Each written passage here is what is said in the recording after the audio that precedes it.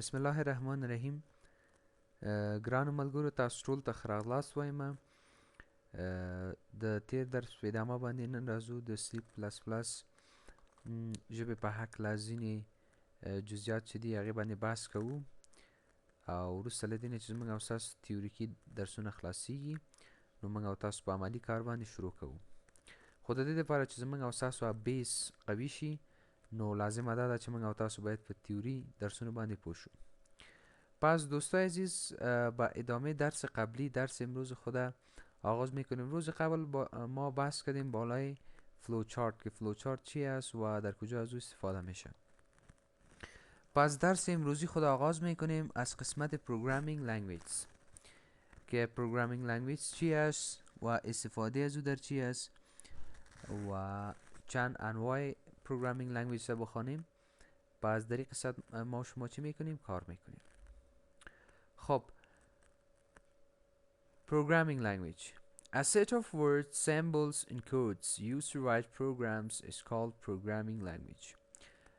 زبانهای برنامه نویسی معمولا مجموعه از لغات ها، سمبول ها و یا کد ها می باشه که به خاطر نوشتن یک پروگرام استفاده میشه که در حقیقت ایره به نام چی ما یاد میکنیم؟ به نام programming language یا زبان برنامه نویسی.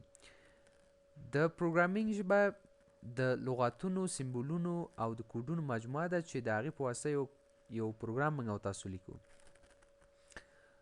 معمولا موږ او تاسو مختلف ژبې لرو، خو په عمومي ډول په کمپیوټر ساینس برخه کې پروګرامینګ لنګویج چې دی دا په دوه برخو ویشل کیږي. یو های لیول لنګویج دی، بل لو لیول لنګویج. راځو په دې باندې غږیږو چې های لیول لنګویج څه ته وایي او لو لیول لنګویج څه ته وایي. لو لیول لنګویج are near to computer hardware and far from computer language, like machine language and assembly language. Low level language یا ژبې عبارت دی له هغه ژبې څخه چې د کمپیوټر هارډویر ته نږدې وي او د انسانانو د ژبې څخه لرې وي. یعنی انسان د دې توانایي نه لري چې په دې باندې ځان پوه کړي، یا ډېر سخته ورته تمامېږي چې په دې باندې ځان څه کړي؟ پوه کړي. اما کمپیوټر په دې باندې ښه پوهېږي. ماشین لنګویج زموږ او ستاسو هماغه باینري ژبه ده چې د صفر او د یو څخه څه شی دی؟ ترکیب دی. او اسمبلی لنګویج چې معمولا د سمبولونو په اساس باندې دا بحث کوي او د سمبولونو څخه موږ او تاسو د پروګرامینګ په برخه کې په دې ژبه کې استفاده کوو. میایم بالای های لیول لنګویج گپ میزنیم. are close to human language but far from computer language.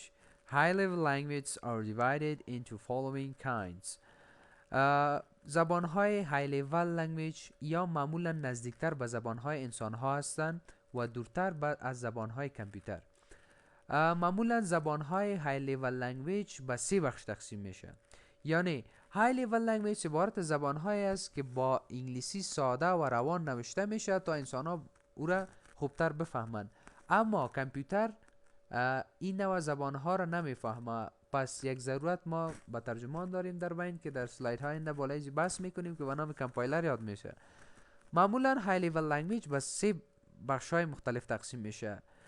بخش اول به نام پروسیجرال لنگویج است، بخش دوم به نام نان پروسیجرال و بخش سوم به نام آبجکت اورینتد لنگویج چی میشه؟ یاد میشه که بالای از یا ما و شما بحث میکنیم. من بالای انواع لو لیول لنگویج گپ میزنیم.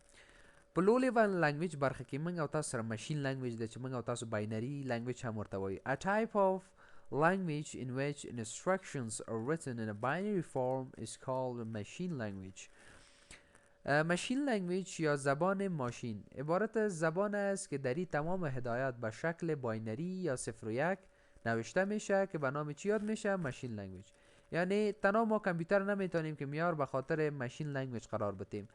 هر وسیله‌ای که ماشین باشه و از زبان دیجیتال یا باینری استفاده کنه که ترکیب 0 و 1 است، پس ما میتونیم گفته که در حقیقت او از زبان ماشین لنگویج چی میکنه؟ استفاده میکنه. او په دې برخه کې موږ او تاسو سره assembly language is a low level language. It's one step higher than machine language. In assembly language, symbols are used instead of binary code. در زبان اسمبلی یا زبان سمبولیک که ای خودش هم در حقیقت یک نوع از لو لیول لنگویج است که ای یک استپ یعنی یک مرحله بالاتر از زبان ماشین است. یا زبان باینری است که معمولا اسمبلی لنگویج به نام second generation language هم یاد میشه که به نام زبانهای نسل دوم هم یاد میشه که معمولا ترکیب از سمبول هاست که در نوشتن کد از چی میشه استفاده میشه. و بعد از او همین کد توسط یک اسمبلر که یک ترجمان است در بین از این دوتا به باینری تبدیل میشه و بعد از او کامپیوتر بالای از او اکزیکیوشن انجام میده.